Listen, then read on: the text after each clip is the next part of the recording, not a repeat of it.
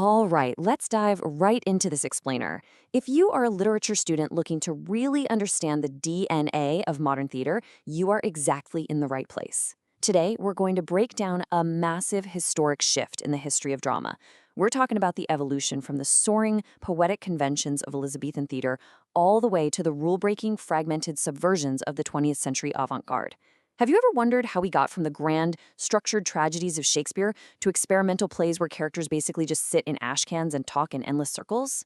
Well, we are going to unpack exactly how that happened. We won't just look at how the words changed, but how the entire fundamental purpose of the stage was completely transformed. Here is how we're going to break it down today. First, we'll look at these two dramatic renaissances. Second, we'll cover stagecraft and audience dynamics. Third, we're comparing poetry versus fragmented dialogue. Fourth, we'll do a deep dive with case studies on Faustus and Godot. And finally, we'll wrap up with From Morality to Existentialism. Okay, moving right into section 1, two dramatic renaissances. Notice the massive historical gap we're bridging here. We are stepping from the Renaissance humanism of the late 1500s, bypassing the centuries of Enlightenment logic and 19th century realism, and landing squarely in the radical experimentation of the mid-20th century. Why make that leap?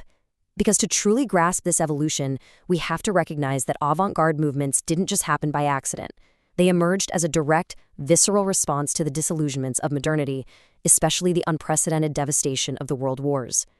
We are literally jumping from an era that celebrated human potential and a structured universe to one that deeply questioned human meaning, stability, and the very concept of truth. It's a total paradigm shift. Let's look at how this played out physically in section 2, stagecraft and audience dynamics. So, in the Elizabethan period, open-air playhouses like Shakespeare's Globe really didn't have elaborate scenery. But that simplicity was actually a feature, not a bug. It fostered a direct, imaginative connection. The audience, standing right there in the daylight at the edge of the stage, had to actively listen to the spoken word to build the world in their own minds. They were co-creators of the play's reality. Fast forward to the modern era, and the stage becomes this deeply experimental space. Directors aggressively stripped away spectacle, but for totally different reasons. Take Jerzy Grotowski's concept of poor theater. He eliminated excess scenery, makeup, and lighting to create an intense, raw, and honestly sometimes alienating physical relationship between the actor and the audience. It was no longer about a comfortable illusion. It was about a spiritual encounter that forcefully pushed the audience out of their passive comfort zones. And it's so fascinating how 20th century directors intentionally manipulated that connection with you, the viewer. Avant-garde directors like Bertolt Brecht explicitly rejected the emotional immersion that Elizabethan playwrights love so much. Brecht developed what he called epic theater, introducing techniques like the alienation effect. Think breaking the fourth wall, dropping placards on stage, or shining harsh lights directly into the crowd. He deliberately wanted to estrange the audience.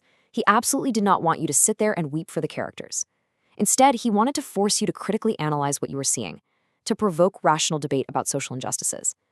Under Brecht, the stage transformed from a mirror of nature into a highly active, totally rigorous laboratory for social critique. Now, let's talk about the words themselves. In Section 3, Poetry versus Fragmented Dialogue.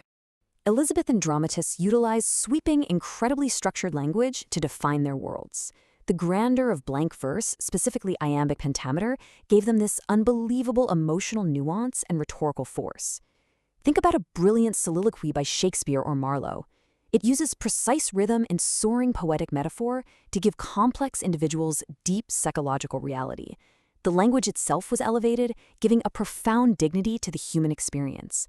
When a Renaissance character spoke, they could articulate the absolute deepest corners of their soul. They were organizing the chaos of the cosmos through the sheer power of their vocabulary. And that brings us perfectly to the subversion of the avant-garde. By the mid-20th century, especially within the theater of the absurd, playwrights systematically shattered that structured verse. Gone is the soaring rhetoric. Instead, we get fragmented dialogue. We get minimal action. We get these long, excruciating pauses, nonverbal gestures, and repetitive, totally illogical speech. And you have to ask why. Because absurdist writers were reflecting a world that felt fundamentally meaningless. The logic here is, if the universe doesn't make sense anymore, how on earth can language? This breakdown of communication on stage wasn't just some quirky stylistic choice. It was a profound philosophical statement about the deep isolation of the modern human condition. Which brings us to a huge, crucial question about the very nature of dramatic conflict. If a playwright can no longer rely on a neat cause and effect narrative, or even on coherent language, how does a protagonist's journey change in a post-war existential world? Let's look at some specific examples in Section 4, Case Studies on Faustus and Godot. Putting these characters side by side really tells you everything you need to know about this shift.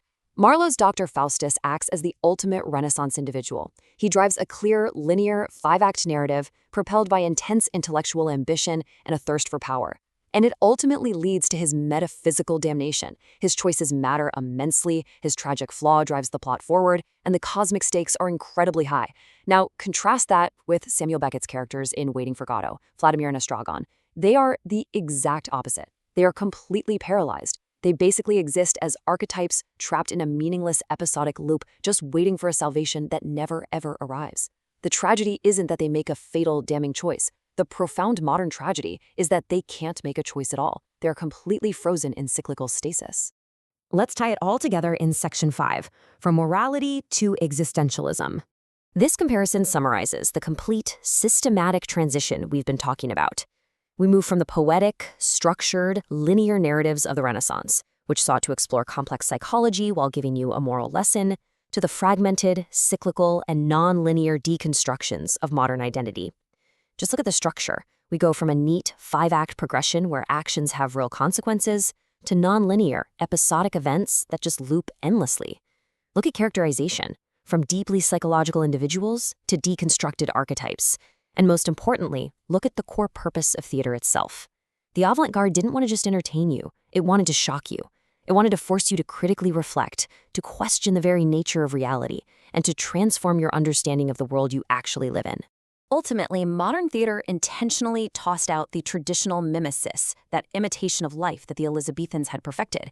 They discarded linear narrative and fixed meaning because they had to.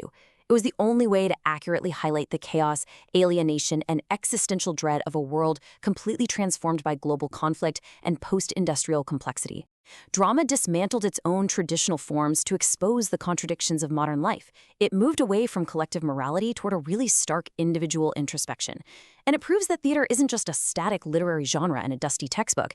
It is a living, breathing cultural force that constantly redefines what it means to be present with other human beings in a shared space. So, as we wrap up this explainer, we see drama's incredible capacity to reinvent itself as a cultural mirror. We've watched theater evolve from structured poetry to fragmented silence just to capture the human condition. Which leaves us with a pretty fascinating final thought.